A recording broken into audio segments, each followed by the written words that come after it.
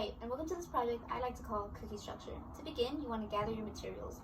What you'll need is sugar cookie dough, 2 different kinds of frosting, white frosting and a thinner kind, at least 3 different colored candies. I used M&Ms, and a paper plate. So for the example today, I'm going to be doing hydrogen, and since hydrogen is a special example, it does not have a neutron since it only has 1 proton. So the color I chose to represent my proton was a red M&M, and the color to represent my electron was a green M&M.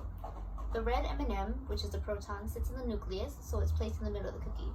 I also put the frosting in a little piping bag so I could pipe the electron shell around the nucleus a bit easier.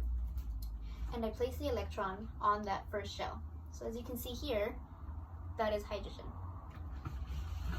The rest of the examples I have prepared are helium, lithium, carbon, oxygen, and neon. So after finishing this project, we can see how this activity meets our objectives and science standards because we can use the cookies to demonstrate the different atomic structures of different atoms through an edible model. This can also help us because through these models, we can predict the properties of these elements as a result of their patterns or of the electrons on the outermost occupied shell, specifically their valency or their ability to combine with other atoms.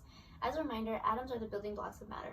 They're made up of smaller parts called protons, which have a positive charge, neutrons, which have neutral nor charge, and electrons who have a negative charge. Together, the protons and electrons typically cancel each other's charges, but when the number of protons and neutrons are no longer equal, this creates a charged atom. A fun fact about protons is that no 2 atoms have the same amount of protons, so this means that we can identify an element based on the number of protons it has. The subatomic particles can be found in different places of the atoms.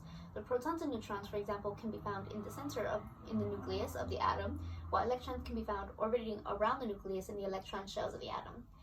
These shells are able to hold different amounts of atoms each, with the first can hold 2, the second can hold 8, then the amount increases to 18, 32, 50, 72, and 98 in the 3rd, 4th, 5th, 6th, and 7th shells respectively.